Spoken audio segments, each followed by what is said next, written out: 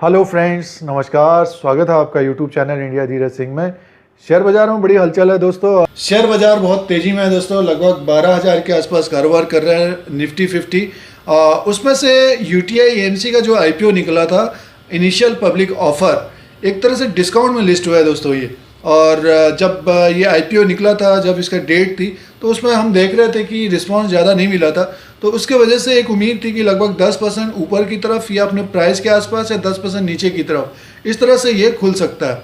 तो इसकी बात करते हैं दोस्तों, कुछ फाइनेंशियल आंकड़े देखेंगे आने वाले समय में। क्या ये लंबे समय के लिए इसमें बने रहना चाहिए, इसकी बात करते हैं।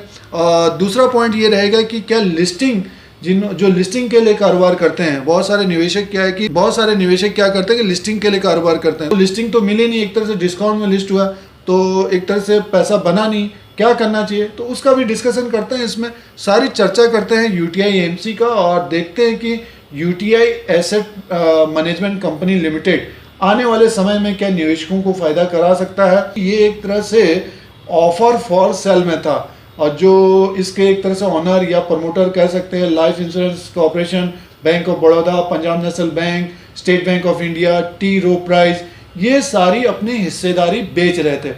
कंपनी एक तरह से एक्सचेंज में लिस्ट होना चाह रही थी, बीएससी और एनएससी में, और अपना जैसे मार्केट कैप बढ़ेगा तो उसके अनुसार फिर फंड राइज भी हो सकता है, तमाम चीज़ें हो जाती हैं उसमें दोस्तों। जब लिस्टिंग होती है किसी भी शेयर की, एक तरह से ठंडा रिस्पांस मिला यूटीआई एसेट मैनेजमेंट कंपनी को, और उस वक्त मार्केट गिरी हुई थी। और दूसरी बात है कि फाइनेंशियल स्टॉक्स में थोड़ा सा विश्वास कम था। जब इसका आईपीओ आया था तब बताने की कोशिश थी वीडियो के माध्यम से, एक लॉजिक के अनुसार, कि इसके ही पीर ग्रुप जैसे एचडीएफसी एएमसी लगभग 2000 के आसपास था, बहुत गिर गया था, तो उसको बताने की कोशिश थी, उसको खरीदने की कोशिश करिए। लगभग 10 से 15% वो उसने रिटर्न दिया है। अगर आपने लिया होगा तो उसने 10 से 15% रिटर्न दिया है, बट इसमें एक तरह से नुकसान रहा। आइए इसका फाइनेंशियल आंकड़े देखते हैं, उसके बाद देखेंगे कि लंबे समय के लिए रहना चाहिए या नहीं रहना चाहिए, तो उसकी भी बात करें। तो यूटीआई एएमसी अब लिस्ट हो गई है, तो म्यूचुअल फंड इंडस्ट्री की तीसरी एक कंपनी रहेगी ये। एचडीएफसी एएमसी है और निप्पन लाइफ इंश्योरेंस। इसका इश्यू प्राइस लगभग 552 से 554 पर इक्विटी शेयर के हिसाब से था, और ये दोनों एक्सचेंज में ये लिस्ट हुई है, एनएससी बीएससी में दोनों में लिस्ट हुई है। जैसे हम प्रमोटर और मैनेजमेंट को देखते हैं तो स्टेट बैंक ऑफ इंडिया है, एलआईसी है, बैंक ऑफ बड़ौदा है, पंजाब नेशनल बैंक है, T Rowe price international limited, सबसे ज़्यादा हिस्सेदारी इनकी है और 18% के आसपास है, करीब है। जो यूटीआई एएमसी का आईपीओ था, निवेशकों को निराश किया। अब निवेशकों की बात करते हैं तो दोस्तों, फाइनेंशियल इसका जो यूटीआई का रहा है, ग्रॉस इनकम लगभग 890 करोड़ का था 2020 में, और उससे पहले लगभग 1000 करोड़ के आसपास का था। प्रॉफिट की बात करते हैं तो लगभग 250 करोड़ के करीब इनका प्रॉफिट था, और 2019 में लगभग 348 करोड़। और ईपीएस की बात करते हैं तो 21-22 के आसपास का है। मार्केट में भी जो ग्रोथ की बात चल रही है, ग्रोथ आनी है तो फिर जाहिर सी बात है म्यूचुअल फंड इंडस्ट्री में अच्छा एक सेल्स होगा और इनका भी अच्छा प्रॉफिट आ सकता है।